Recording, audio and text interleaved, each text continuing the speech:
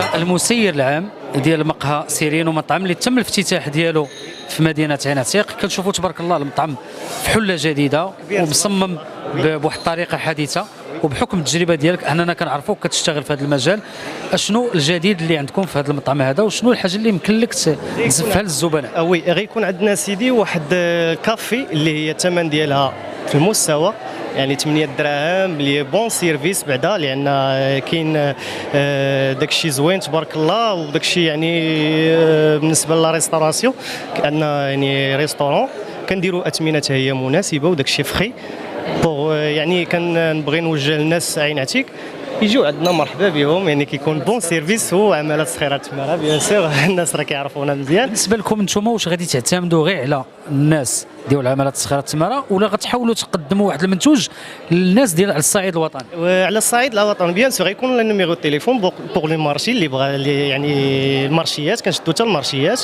اللي بغى ياكل شي حاجه نليفريوها ليه، كلشي كاين موفرين على كلشي جميع انواع الاخر. وكنبغي نشكر السي عمر الباترون ديالنا اللي هو اللي دار لنا هاد لا ريستوراسيون كبيره تبارك الله باش نخدموا حتى لي بيرسونيل بزاف. دونك كنبغي نوجه تحيه كبيره للناس عين عتيق كاملين في هذا اللايف هذا، وناس تماره وناس الصخيرات وناس الرباط. شنو اللي الحاجه اللي يمكن لك تزف للزبناء الكرام فيما يخص المأكولات ديال الناس اللي غادي يجيو من جماعه عين عتيق او عملات الصخيره التماره او على الصعيد الوطني؟ اول حاجه السلام عليكم، معكم سعد العوني شيف دو كويزين غاسترونومي انترناسيونال. بالنسبه لهذا الافتتاح اللي كنديروا دابا حاليا في عين عتيق، يعني حاولنا الناس اللي كتجيو مسافه بعيده عنهم باش يهبطوا للرباط او ينتقلوا لاكدال ولا شي بلاصه باش ياكلوا، حاولنا نقربهم عندهم ونعطيهم دي بلا اللي هما غاسترونومي وبثمن اللي يكون ريزونابل، ونعطيهم شي حاجه شي اطباق اللي شهيه وفي المستوى ان شاء الله. اللي هو الشاي المغربي الاصيل. معنا شاب من مدينه تماره اللي خدا هذه التجربه ونجح فيها كما كتشوفوا تبارك الله. هذه المعدات كامله ديال بوعزيزي اللي غيقدم راسو. تفضل الاسم الكريم. محسن أجبابها مدينه تماره.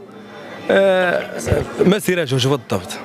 كيفاش جاتك فكره انك تخوض هذه التجربه هذه وتوضعها هنا اشارات الزبناء في المناسبات والاعياد؟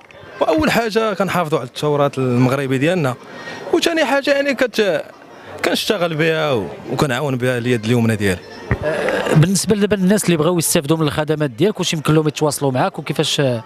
عندي باج في الانستغرام ديالي تي سيشن محسن، والنمره ديالي يمكن لي نقولها 06 24 53 94 24. مرحبا بالجميع. كنتمنى من المتتبعين الكرام انهم يدعموا التجربه ديال محسن، وحنا بدورنا راه غادي نوضعوا الرقم الهاتفي ديالك لانه حنا بغينا ندعموا الشباب وبغينا يعني بادره طيبه ومبادره زوينه انه شاب ولمدينه تماره يوضع الخدمات ديالو. راه هنا اشاره المواطنين في المناسبات في الافتتاح ديال المؤسسات الرسميه والغير رسميه. السي محسن راه الاشاره، راه الاشاره الجميع ومرحبا بالجميع. زاكوره بالضبط، الاصل زاكوره. مساله واحده اخرى السي محسن، واش انت من صغرك كنت كتقن التعمار ديالاتي؟ ضروري من عند الخال ديالي، يعني خاف البلاد هو اللي تعلمت من عنده. شكرا بزاف خالي صديق. تحيه للخالو صديق اللي خدا معاه التجربه وعلمو كيفاش يعمر اتاي. السي محسن شكرا لك وكنتمناو لك التوفيق في المسار المهني ديالك. وكنشكركم جريده تماره، كنشكركم الشكر الكبير، والفضل ان شاء الله كيرجع لكم والله سبحانه وتعالى.